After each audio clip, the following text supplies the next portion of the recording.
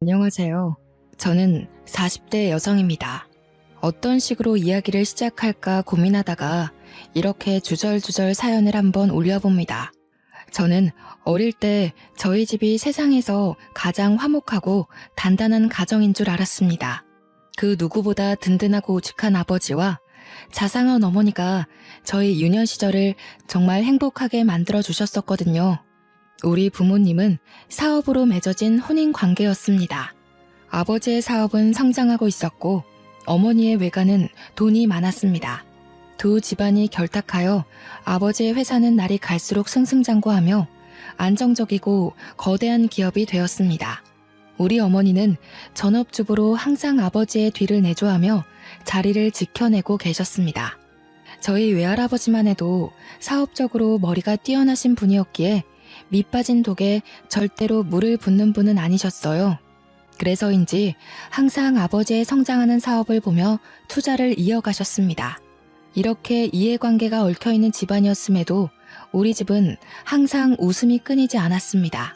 물론 겉으로 보기에만 그랬을지 몰라도 어렸던 저는 그게 진짜로 행복이고 사랑인 줄 알고 자랐습니다. 그런데 외할아버지의 투자 실패로 인해 외가가 크게 흔들리게 되었습니다. 외가에서는 당연히 아버지에게 도움을 요청했고 아버지께서도 당연히 외가를 도와주실 줄 알았죠. 그때 저는 인간의 취약함을 알게 되었습니다. 제 나이 고작 14살 중학생일 때였어요. 아버지는 기울어진 외가를 돕지 않았고 오히려 뻔뻔하게 어머니에게 이혼을 요구했습니다. 아버지의 사업은 외가가 아니었으면 결코 이만큼 성장할 수 없었을 거라 했어요. 하지만 아버지는 그동안 진심으로 사랑했던 사람이 있다며 어머니에게 이혼을 종용했죠. 어머니는 외가의 기운과 동시에 알아 누워버린 외조부를 챙기랴 집안에서 바람난 걸 당당하게 밝히며 이혼을 요구하는 남편 사이에서 많은 스트레스를 받으셨습니다. 결국 그 짓눌러 오는 무게를 이기지 못하고 그만 쓰러지셨어요. 이때다 싶었는지 아버지와 오랜 불륜을 저질러 온 아버지의 비서가 집을 찾아와 저에게 어머니에게 이혼을 설득하라 했습니다. 적어도 어머니와 아버지가 이혼을 하면 저는 걷어주겠다면서 새엄마로서 보살핌에 소홀히 하지 않겠다고요. 그게 14살짜리 아이한테 할 말일까요? 당연히 저는 치를 떨었습니다. 가뜩이나 사춘기에 접어들어 예민한 시기에 대놓고 그런 이야기를 해대니 누가 고운 시선을 보낼 수 있겠습니까? 알고 보니 어머니와 결혼하기 전부터 아버지는 비서와 그렇고 그런 사이였다고 하더군요. 제가 가장 충격을 먹었던 건 저보다 나이가 1살 많은 혼외 자식이 있다는 사실이었습니다. 저는 정말 눈앞이 캄캄해지고 머리가 핑 도는 듯한 기분을 맛보았어요. 어머니께서 쓰러져 정신이 없는 와중에도 비서는 집을 찾아와 이혼해달라고 소리를 지르며 악을 썼습니다. 아버지와 비서 사이에는 자식이 둘이나 있었고 호적 정리도 하고 싶고 언제까지 아버지를 숨기며 살아야 하냐며 저를 닥달하기 시작했습니다. 그러길래 누가 불륜을 하라고 했나요? 마치 저에게 본인이 세상 제일 불쌍한 사람인 척하며 이혼을 설득해달라고 하는데 전 도무지 이해가 가지 않았습니다. 그때 한마디 콱 쏴댔어야 했는데 어렵고 배신감에 무기력했던 저는 그들을 무시하는 수밖에 없었습니다. 어머니는 정신이 없는 와중에도 절대 이혼만큼은 못 해준다고 했습니다. 그러자 비서가 찾아와 이혼만 해주면 외가댁에 도움을 주겠다는 선 넘는 발언을 하기도 했습니다. 도대체 자기가 뭐라고 아버지 회사의 자금을 꽉 쥐고 있다는 마냥 그런 이야기를 할까요? 아버지의 지갑이 마치 자신의 허락이 없으면 절대로 열리지 않는다는 듯 그런 소리를 할까요? 어머니는 매일 눈물바람으로 옷을 적셔가면서도 절대 이혼만큼은 못 해준다 했습니다. 어차피 귀책 배우자가 아버지여서 이혼 소송을 해도 소용이 없었죠. 소송 자체가 받아들여지지 않았거든요. 그런 와중에도 어머니는 상간녀 소송을 걸었습니다. 이혼은 하지 않아도 위자료는 끝까지 받아내겠다는 집념이 보이는 행동이었습니다. 당연히 승소했고 그 위자료는 외가로 넘어가게 되었죠. 저는 어머니가 참으로 대단하다 생각했습니다. 저라면 10수년을 배신한 남자를 죽이고 싶을 정도로 증오할 텐데 어머니는 이성적으로 행동하셨거든요. 외가는 이리저리 다른 가족들에게 도움 요청을 했고 급한 불을 끄자 어머니에게 절대적으로 집안일에 집중하라 했습니다. 그런데 그런 어머니를 두고 아버지는 비서랑 살림을 차려 나가버리셨습니다. 이제 더는 숨길 게 없다는 사람처럼 대놓고 말이죠. 저는 커다란 집에 어머니와 둘만 남았습니다. 언제고 부엌에 있는 식탁에서 온 가족이 화목하게 웃으며 식사를 하고 거실 TV로 스포츠 중계를 보면서 서로 응원하는 팀이 이기길 바라고 했던 그 추억이 짓밟혔어요. 물론 아버지는 저까지 내팽겨치진 않았습니다. 가끔 저를 불러다가 밥을 사주시기도 하고 선물을 사주시기도 하며 저와의 관계는 유지하려 애쓰셨습니다. 하지만 어머니에 대한 이야기는 꺼내지도 않으시고 신경도 쓰지 않았기에 저는 그런 아버지를 원망했고 늘 복수심을 불태웠습니다. 그렇게 혼인 관계만 유지한 별거 생활이 아주 오랜 시간 이어졌습니다. 제가 대학에 입학했을 때도 저에게 대학 등록금을 주시면서 슬쩍 운을 떼셨죠. 이제 너도 성인이니 슬슬 부모의 도움이 필요치 않은 나이 아니니? 결국 어머니에게 이혼을 설득해달라는 말이었습니다. 저는 전혀 이해하지 못한 척 다른 이야기를 했고 아버지는 매우 탐탁치 않아 하셨지만 저에게 더 이상 그런 요구를 하지 않으셨습니다. 다만 저에게 주신 등록금이 아까웠는지 주절주절 대학 생활을 잘해야 된다, 성적을 유지하라면서 잔소리를 하셨습니다. 그 잔소리를 듣는 내내 저는 다음엔 등록금을 받지 말아야겠다고 생각할 정도였어요.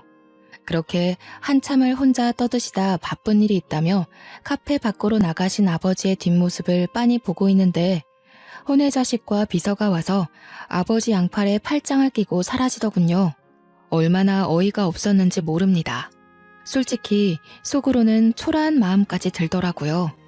내 아빠인데, 내 부모인데 저 혼외자식들은 하하호호 웃으면서 행복하게 지내는구나. 그런 못된 생각 있잖아요. 저는 그들을 잊으려고 애썼습니다. 어머니께서도 저에게 몇 번이고 말씀하셨죠. 제가 잘 되어서 그들에게 복수를 해야 된다고 하셨어요. 어머니의 복수에 이용될 마음은 없었지만 적어도 제 안에 끓어오르는 배신감만큼은 꼭 맛보게 해주고 싶었습니다. 그렇게 불같은 대학 생활을 잘 끝내고 졸업을 한 뒤 저는 무조건 대기업에 입사를 한다는 생각으로 취업 준비를 했습니다. 취업 준비를 하는 내내 정말 많은 자격증 시험을 보고 준비하고 대학 입시보다 훨씬 더 치열하게 준비한 것 같습니다. 저는 소원하던 대로 대기업에 입사를 했고 신입이라는 타이틀을 달고 이리저리 발로 뛰며 선배들의 예쁨을 받아가며 일을 열심히 했어요. 하루라도 빨리 승진하고 싶은 마음에 일거리를 기웃거리며 나서서 일을 하기도 했죠. 차라리 바쁜 것이 행복했습니다. 저의 열정을 알아본 것인지 회사 사수가 저에게 소개팅 자리를 주선해주겠다고 하더군요. 적어도 주말에는 데이트도 하고 해야 하는 것 아니겠냐며 이제 남자친구 만날 정도로 안정적이지 않냐고 했습니다. 솔직히 저는 몇 번이고 거절을 했어요. 나이가 적은 것도 아니었고 남자를 만나게 되면 미래의 일까지 생각해야 하는데 허울만 좋은 가족이지 속은 시꺼멓게 썩어 있었잖아요. 어디 말하기 부끄러울 정도로요. 그래서 싫다고 했습니다. 하지만 저희 사수님은 포기하지 않았어요. 저에게 그래도 나름 중견기업에 다니고 있는 남자고 최연소 임원 타이틀까지 노리고 있는 일 잘하는 사람이라고 남자로 보지 말고 그럼 친구로라도 한번 만나보는 게 어떻겠냐고 하셨습니다. 저는 그 말에 조금 혹했어요. 일에 깐깐한 사수가 일 잘하는 사람이라고 칭찬을 할 정도면 배울 게 많을 거라는 생각도 당연히 들었고요. 저는 그럼 친구로서 만나보고 싶다고 이야기를 전했고 사수는 잘 생각했다며 바로 나를 잡았습니다. 그런데 그 소개팅남이 우리 아버지 회사에 다니는 사람이었던 거예요. 저는 처음부터 벽을 세우고 그 사람을 대하기 시작했습니다.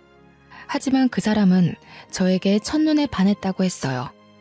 몇 번이고 끈질기게 저에게 데이트 신청을 했고 매번 매너 있는 모습으로 저를 대해주곤 했습니다. 결국 10번 찍어 안 넘어가는 나무 없다고 저는 그에게 마음을 열게 되었습니다. 남자에게 그 회사가 우리 아버지 회사라고 입 밖에 꺼낸 적은 단 한 번도 없었어요. 솔직히 결혼에 대한 확신이 없는 상태에서 제 모든 걸 이야기하고 싶지 않았거든요. 하지만 대충 저희 집에 대한 사정은 알고 있었습니다. 아버지께서 바람을 펴서 지금은 같이 살고 있지 않는다는 점, 혼외 자식이 둘이나 있다는 사실 같은 것들 말이에요. 하지만 그는 저희 집안 사정에 놀라지 않고 오히려 저를 위로해 주었습니다. 그렇게 한 해, 두 해 지나고 저희는 30을 간 넘긴 시점에 결혼을 하기로 약속을 했습니다. 우리 어머니께서는 아버지에 대한 나쁜 기억 때문에 저에게 결혼을 하지 말라고 했었어요. 하지만 남편의 성실한 모습을 몇 해 동안 지켜보시고 나서는 결혼 정년기가 지나기 전에 결혼식을 올리기를 원하셨습니다. 불륜 사건 이후 피폐해진 어머니께서 어느 정도 마음을 회복하신 것도 오롯이 남편의 지극정성 덕분이었거든요. 매 주말마다 저와 데이트할 시간도 모자란데 어머니를 모시고 근교에 바람도 쐬러 가고 산의 진미를 맛보게 해드리기도 했고요. 명절이고 생신이고 기념일이고 할 것 없이 어머니를 참 잘 챙겨주었습니다. 본인 부모님이 평생을 그리 사셨다며 처가댁에 무조건 잘하는 게 목표라고 했습니다. 당신이 얼마나 힘든 가정 환경에서 자랐는지 알고 있어. 하지만 이거 하나만큼은 약속할게. 평생이 지나도 내가 바람을 피는 일은 없을 거야. 살면서 무수히 많은 시련이 닥치겠지만 그때마다 당신과 함께 일어나고 싶어. 저희는 그렇게 양손에 반지를 끼웠어요. 서로를 평생의 반려자라 생각하며 살자고 절대로 한눈 팔지 않고 서로만 바라보기로 약속을 했습니다. 그렇게 결혼 준비를 시작하니 생각보다 더 녹록치 않은 현실이 다가오더라고요. 서울의 집값은 너무 비쌌고 다행히 대출이 넉넉하게 나오는 회사에 재직하긴 했지만 그래도 이자에 대한 부담은 어쩔 수 없었죠. 한번 고비를 겪고 다시 일어난 외가에서 저에게 도움을 주겠다고 하셨어요. 기쁜 마음으로 받으려고 했는데 순간 이름만 아버지인 사람이 괘씸하게 느껴지더라고요. 딸이 결혼하는지도 모르고 혼외 자식들을 끼고 행복하게 살고 있을 아버지요. 처음에는 아버지에게 알리지 않고 결혼을 할 생각이었습니다. 솔직히 아버지 혼자 제 결혼식장에 올 거라고 생각하지 않았기 때문이었어요. 분명 그 비서와 혼외 자식도 가족이라며 뻔뻔한 얼굴을 하고 들이밀 것 같았거든요. 저는 제 결혼식이 그렇게 남들 입에 오르락내리락 하길 바라지도 않았고요. 거기다가 이제서야 겨우 마음의 안정을 찾은 어머니에게 다시 한번 화를 돋우게 하고 싶지 않았어요. 하지만 집이라도 하나 얻어내야 마음이 편할 것 같더라고요. 나와 어머니를 두고 뻔뻔하게 두 집 살림을 하고 있는 아버지에게 돈이라도 뜯어내고 싶었습니다. 그래서 아버지에게 결혼할 사람이 있다고 결혼 약속을 했다고 연락을 드렸어요. 그러자 당장이라도 만나고 싶다며 약속을 잡자고 하시더라고요. 저는 남편 될 사람에게 이 사실을 알렸고 그이는 걱정하지 말라며 한번 만나보자고 했습니다. 약속 시간이 다가오자 솔직히 긴장이 되긴 하더라고요. 아무리 남보다 못한 사이로 지내고 있다고 해도 아버지는 아버지니까요. 제 예비 신랑에 대해 어떤 트집을 잡을지 몰랐으니까요. 그런데 저는 예상 밖의 일에 너무나도 깜짝 놀라고 말았습니다. 아버지만 나오는 줄 알고 긴장하고 있었는데 비서와 혼외 자식 둘 다 자리를 차지하고 있었어요. 저는 기겁을 했죠. 물론 예비 신랑도 대놓고 티는 못 냈지만 어이가 없었는지 탄식을 내뱉었습니다. 오랜만이네. 그동안 연락도 없고 어떻게 살았는지 궁금해서 나와봤어. 결혼을 한다고 하는데 새엄마도 당연히 인사를 해야지. 저에게 뻔뻔하게 새엄마라는 단어를 입에 올리는 그 여자의 주둥이를 정말 찢어버리고 싶었습니다. 저는 주먹을 꽉 쥐고 부들부들 떨었어요.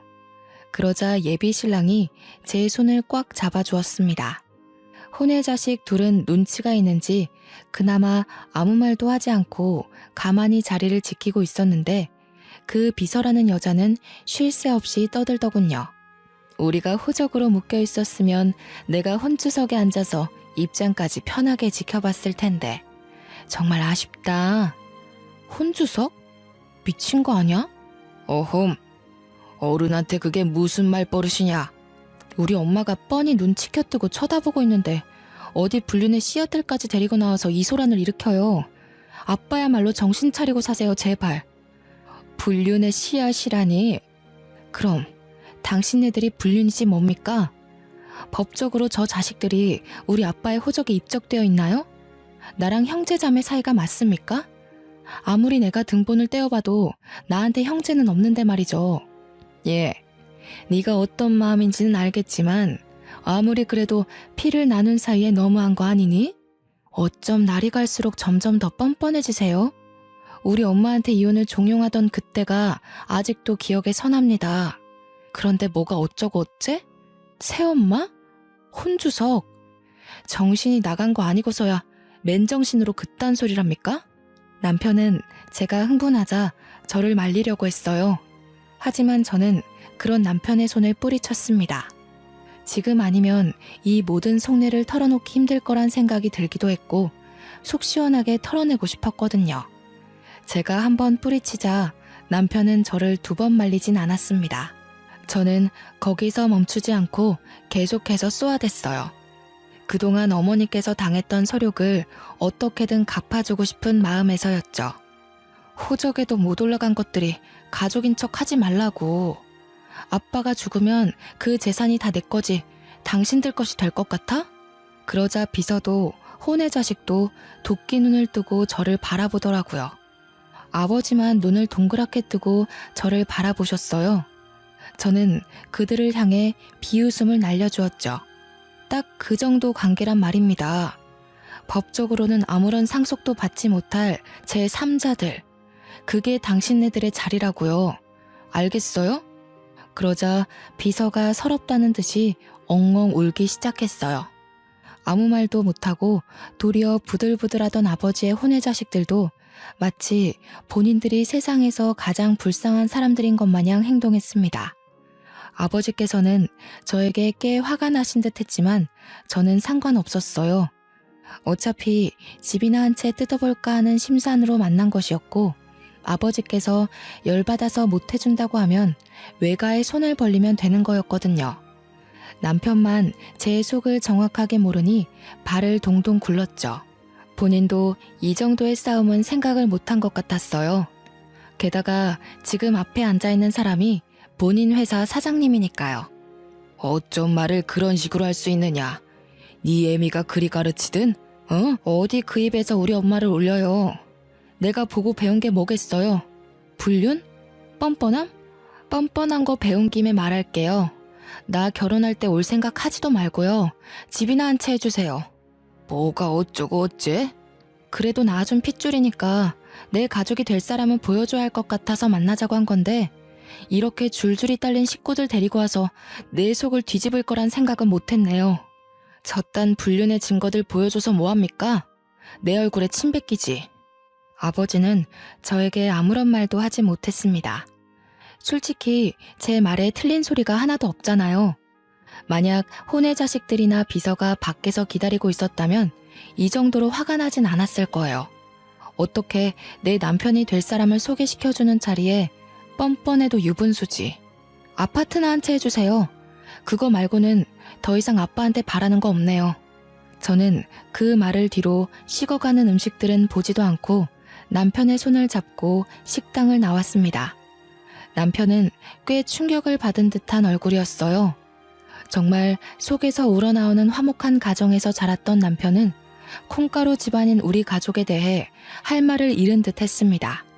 거기다가 아버지라고 나온 사람이 본인이 다니는 회사의 최고 경영자라니 얼마나 황당했겠습니까? 저는 남편에게 솔직하게 이야기를 했어요. 지금 본 당신 회사 사장이 우리 아버지가 맞다고. 나를 낳기 전부터 불륜 사이던 비서가 있었다고. 내가 14살에 집을 나가 단 한 번도 집에 들어온 적이 없었던 인간이라고, 증오하고 또 증오하는 사람이라고 이야기를 하며 저도 모르게 눈물을 뚝뚝 흘렸습니다. 남편은 그런 저를 꽉 끌어안고 위로를 해주었어요. 그동안 퍼즐 맞추기식으로 조금씩 말했던 가정사가 모두 맞춰지는 기분이라고 했습니다. 그러면서 본인 회사 사장이 저런 파렴치한 인간인지 몰랐다고 너무나도 큰 실망이라고 했습니다. 회사에서만큼은 애사심이 강하고 회사를 위해 무엇이든 할 수 있는 사람인 것처럼 굴었는데 그것이 다 거짓부렁이었다면서요. 저는 남편에게 단 한 번도 이직하라는 소리를 해본 적 없었습니다. 하지만 남편은 저에게 이런 회사에서 미래를 꿈꿀 수 없다고, 결혼을 해야 할 시기에 미안하지만 이직을 하고 싶다고 했어요. 저는 남편에게 하고 싶은 대로 하라고 했습니다. 그렇게 3일이 지나고 아버지에게서 뜻밖의 연락이 왔습니다.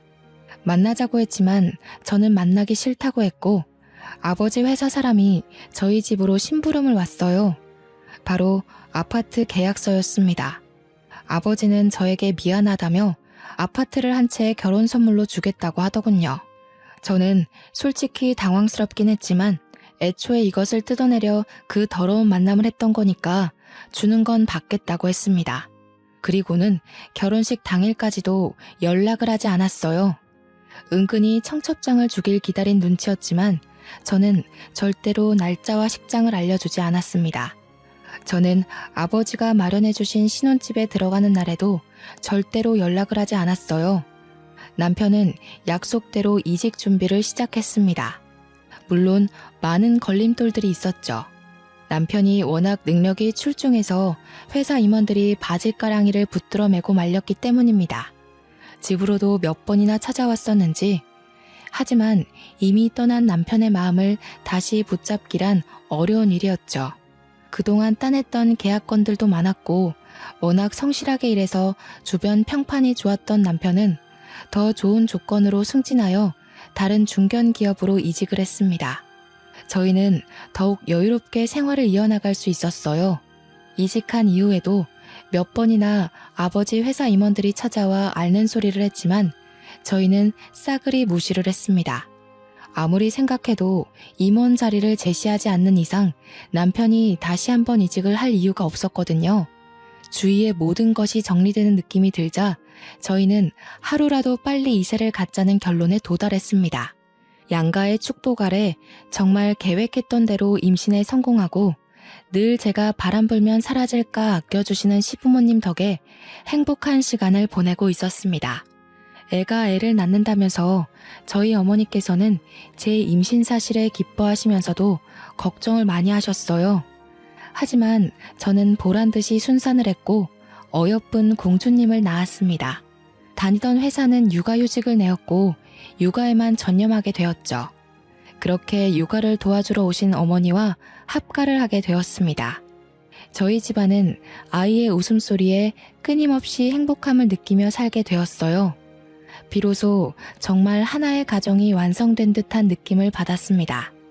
알게 모르게 저도 아버지의 부재로 인해 많이 상처를 받았더라고요. 이렇게 아이까지 낳으니 더더욱 아버지의 행동이 이해가 되지 않았습니다. 그렇게 몇 년이 더 지나고 사건이 생겼습니다. 아버지의 회사에서 남편이 일하고 있던 파트에 문제가 생겼는데 남편이 도맡아 하던 직책이라 아버지의 회사에서 남편을 애타게 찾는다는 것이었어요. 집이며 회사며 몇 번이고 찾아와 좋은 자리를 줄 테니 이직을 생각해달라고 했다고 하더라고요. 아니, 회사 운영을 어떻게 했길래 사람 하나 비웠다고 그렇게 죽는 소리를 할 수 있는 건지 이해가 되지 않았습니다. 남편은 좋은 자리라는 말에 꽂힌 듯 싶었어요. 임원 자리를 내어주겠다는 소리로 들렸거든요. 결국 회사 임원들로는 설득이 안 되겠다 여겼는지 아버지께서 어느 날 집으로 찾아오셨습니다. 집에서 육아를 도와주고 계시던 어머니와 눈이 마주치자 무척이나 당황하신 듯 싶었지만 저희는 지은 죄가 없으니 당당했죠. 아버지께서는 결국 남편에게 아쉬운 소리를 잔뜩 늘어놓으셨습니다. 저는 이때가 기회라고 생각했어요. 그럼 임원 자리라도 주시고 스카우트 하셔야 하는 거 아닌가요? 다시 이직만 해준다면 내가 이사 자리를 내어주겠네. 우리 회사에 꼭 필요한 사람인 걸 내가 몰라서 이러겠나. 그래 여보. 어차피 아빠 회사에 직계 혈통은 나 하나 아니겠어? 하면서 아버지를 빤히 바라보니 헛기침을 한번 하시고는 땀을 닦으시더군요. 저는 그런 생각을 했어요. 혼의 자식들이야 아버지 호적에도 올라가지 못한 인간들인데 이 회사를 가질 사람은 저밖에 없다고요. 어릴 때 아버지께서 야금야금 증여해 주신 주식도 꽤 가지고 있으니 이 회사 차기 주인은 제가 되어야 한다고 생각했습니다. 아버지께서 남편에게 이사 자리를 주면 오히려 저에게 든든한 뒷배가 될 수 있을 거라 생각했고요. 저는 절대로 혼의 자식들이 아버지 회사를 탐내거나 혹은 콩고물 떨어지길 기대하지도 못하게 만들고 싶었거든요. 아버지께서는 제가 말하는 건 모두 들어주실 것처럼 행동했습니다. 남편은 고민을 좀 해보겠다고 했으나 이미 마음이 기운 듯했어요. 아무리 좋은 조건의 회사를 다니고 있다고 해도 중견기업 이사 자리가 쉬운 게 아니잖아요. 아버지가 긍정적으로 생각해 주길 바란다며 아쉬운 소리를 하시고 나가시자 어머니와 저는 남편을 설득했습니다. 우리 딸 말도 틀린 게 없네 이서방. 어차피 저 인간의 호적의 하나뿐인 자식이고 혹여라도 저 인간이 잘못되기라도 하면 그 불륜의 증거들과 싸워야 할 수도 있네. 물론 법적으로는 우리 쪽 지분이 많긴 하지만 그래도 자네가 임원 자리를 차지한다면 훨씬 수월하겠지. 내 생각도 마찬가지야. 우리가 저 회사를 꿀꺽할 수 있는 좋은 기회라고 생각해. 당신이 뒤에서 임원들 설득만 하면 내가 언제라도 아버지 뒤통수를 칠 수 있지 않겠어? 물론 아빠도 대비를 어느 정도 해두긴 하겠지만 남편은 연봉도 오르고 나이 40대에 최연소 임원 타이틀을 얻을 수 있다는 명예로운 일에 동참하지 않을 이유가 없다고 했습니다. 이직을 하겠다고 마음을 먹으니 그 뒤로는 아주 일사천리로 술술 풀렸죠. 남편은 성대한 환대를 받으며 다시 아버지의 회사 임원 자리를 차지했고 연봉도 엄청나게 올려받을 수 있었습니다. 능력이 출중했기에 그 누구도 토를 달지 않았어요. 아버지의 혼의 자식들이 조금 불만을 토로했다고 하긴 하더라고요. 본처의 자식만 챙기는 것 아니냐고요. 그도 그럴 게 아버지의 혼의 자식들은 돈을 쓸 줄만 알았지 벌 줄은 모르는 사람들이었거든요. 오죽하면 아버지께서 대놓고 낙하산으로 회사에 꽂아주기까지 했었는데 사고만 쳐서 결국 잘렸다고 들었어요. 그 뒤로도 뭐 딱히 일을 하고 있다는 소리도 들어본 적 없었고요. 그러니 당연히 비서와 혼의 자식들도 위기감을 느끼긴 했을 거예요. 저는 그 부분을 노린 거고요. 복수는 원래 차근차근 한 번에 해결하는 거라고 하잖아요. 기회가 찾아왔어요. 아버지께서 갑자기 쓰러지신 거예요. 저는 아버지의 걱정보다 드디어 이 회사를 가질 수 있을까? 아버지에게 어떤 복수를 해야 어머니의 마음이 시원해질까 하는 생각을 하게 되었죠. 그런데 생각보다 일은 더 심각했어요. 아버지의 병명은 췌장암이었고 손쓸 수 없이 악화되었을 때 발견이 된 거예요. 병원에서도 연명치료 말고는 더 이상 해줄 게 없다면서 3개월 시한부를 선고했다고 했어요. 그러자 아버지는 본색을 드러내기 시작했습니다. 내 이야기는 이미 사위를 통해 들었겠지만 나에게 남은 시간이 별로 없다. 의사놈이 3개월 살 수 있을 거라 하더군. 그래서 내가 슬슬 정리를 시작하려고 한다. 회사는 어떻게 하실 건데요? 저는 솔직히 저를 직접 찾아온 아버지에게 조금의 기대를 했어요. 아무리 그래도 호적상 존재하는 유일한 자식이고 저를 25년이 넘는 세월을 어머니와 함께 방치해뒀으면 마지막 유종의 미는 제대로 거둬야 한다고 생각했죠. 하지만 제 예상과 달리 아버지는 뻔뻔함의 극치를 넘어선 파렴치한이었습니다. 내가 가진 주식 중의 일부를 너에게 증여하기로 했다. 하지만 회사는 안 돼. 그건 우리 첫째 아들의 몫이다. 우리 첫째요? 그렇게 날선 반응하지 말어. 네 오빠 아니냐. 저는 오빠라는 말에 소리를 꽥 질렀습니다. 감히 누구 앞에서 그 불손한 존재를 오빠라 들먹인단 말입니까? 누가 오빠예요, 누가. 저는 그런 더러운 종자를 오빠로 둔 적 없습니다. 네 애비가 죽어가는데 아직도 인정을 못한다는 게야? 그 아이들이 무슨 죄가 있어서 평생을 아버지를 아버지라 부르지도 못하고 살아야 하니? 아버지라고 잘만 부르던데 무슨 소리세요? 그래서 회사를 그 혼의 자식에게 주겠다고요? 최장암이라더니 머리가 어떻게 된 건 아니세요? 아버지는 제 말에 뒷목을 잡으시며 뒤로 넘어가는 신용을 하셨습니다. 일어서는 저에게 끝까지 회사를 탐내지 말라면서 주식이나 줄 테니 먹고 떨어지라는 식으로 말씀을 하시더군요. 저는 정말 이해할 수가 없었습니다. 아무리 그래도 어머니와 저와 함께 살 부대끼며 살았던 시간들이 있는데 어찌 혼의 자식만 챙길 수 있는지요. 거기다가 제 남편은 아버지의 간곡한 부탁으로 이직까지 해서 회사 일을 돕고 있는데 세상 물정 모르는 망나니 같은 인간에게 회사를 물려준다는 게 말이나 됩니까? 동네 구멍가게도 아니고 중견기업식이나 되는 회사가 그렇게 주먹구구식으로 운영이 되어도 되는지 의문이었습니다. 아버지에게 혼의 자식에게 회사를 물려주겠다고 선언한 이후 저와 어머니의 휴대폰으로 비서와 혼의 자식들의 경거망동한 문자가 도착하기 시작했습니다. 그렇게 불륜불륜 노래를 부르더니 꼴 좋다는 식의 문자 메시지들이었습니다. 결국 회사를 물려받을 건 본인들이고 저희는 닭 쫓던 개 지붕 쳐다보는 꼴 됐다면서요. 어찌나 신이 나 보였는지 저한테 비아냥거리는 연락을 해대는데 기가 차더라고요. 그렇게 혼의 자식이라고 무시하고 하등생물 취급하더니 아주 꼴 좋다. 그러길래 진즉 아버지한테 잘했어야지. 우리가 회사 물려받아서 속에서 천불나겠네. 어쩌냐? 지금이라도 곱게 우리가 가족이라는 걸 인정한다면 콩고물 정도는 챙겨줄 수 있는데. 하지만 제가 바보도 아니고 그걸 그냥 손 놓고 지켜만 보고 있었을까요? 저는 아버지가 돌아가시면 준비했던 모든 것을 터뜨리기 위해 숨어 있었을 뿐이었습니다. 아버지께서 어릴 적부터 제 생일이나 크리스마스, 어린이날 같은 기념일마다 야금야금 증여해 주신 주식이 있었다고 했잖아요. 제가 가진 주식에 어머니께서 결혼할 때 받으셨던 주식, 그리고 남편이 임원일 하면서 상여금으로 받은 주식과 틈틈이 모든 지분들까지 모두 모아보니 꽤 되더라고요. 하지만 그만큼으로는 솔직히 최고 경영자 자리를 차지하기엔 어림도 없었죠. 그럴 때 구세주처럼 저희 외가가 등장했어요. 아버지께서 외가가 휘청거릴 때 한 푼도 도와주지 않고 오히려 바람난 사실을 당당하게 알리면서 어머니에게 상처 주었던 걸 계속 칼 갈고 계셨더라고요. 외가에서는 저에게 가진 주식 모두를 증여해 주셨습니다. 이날만 기다리며 틈틈이 주식을 모았다고 하셨어요. 아버지에게 복수하겠다는 일념으로 차명으로 모은 주식까지 어마어마하더라고요. 무려 주주총회를 열어서 대표를 해임시켜버릴 수 있을 정도로요. 하지만 그걸로는 준비가 조금 부족했죠.